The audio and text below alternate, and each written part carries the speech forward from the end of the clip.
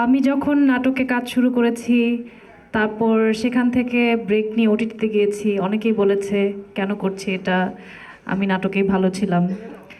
তারপর ওটিটিতে সাকসেস পাওয়ার পরে অনেকেই বলেছে কেন চলচ্চিত্রে যাচ্ছি, ওখানেই ভালো ছিলাম। কিন্তু আমার কাছে আসলে মনে হয়েছে একটা জায়গায় অনেকদিন বেশি ভালো আমি থাকি না।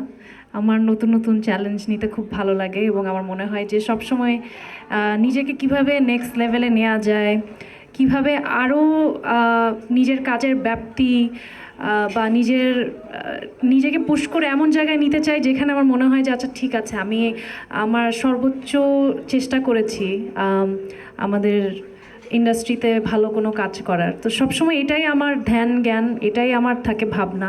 তো সেই জায়গা থেকে আমার কাছে মনে হয়েছে ইনসাফ আমাকে ওই নেক্সট লেভেলে নেয়ার মতো একটা কাজ, এবং এই কাজটার মাধ্যমে আমি যেটা অ্যাচিভ করতে চেয়েছি, চেষ্টা করেছি সেটাই করার। এবং আমাদের পুরো টিম, আমাদের প্রোডিউসার, ডিরেক্টর, আমাদের কাস্ট, ক্রিউ, সবাইকে আমি আন্তরিকভাবে ধন্যবাদ জানাতে চাই এত সুন্দর করে ছবিটা শেষ করার জন্য, এবং এত কোঅপারেটিভ ছিল সবাই। সো আই হোপ আপনাদের সবার ভালো লাগবে, এবং ডিফারেন্ট কিছু করার ট্রাই করেছি। ইকোনমিতে একটা কথা আছে, high risk high reward. So definitely it was a high risk for me, I am hoping for a high reward. Thank you.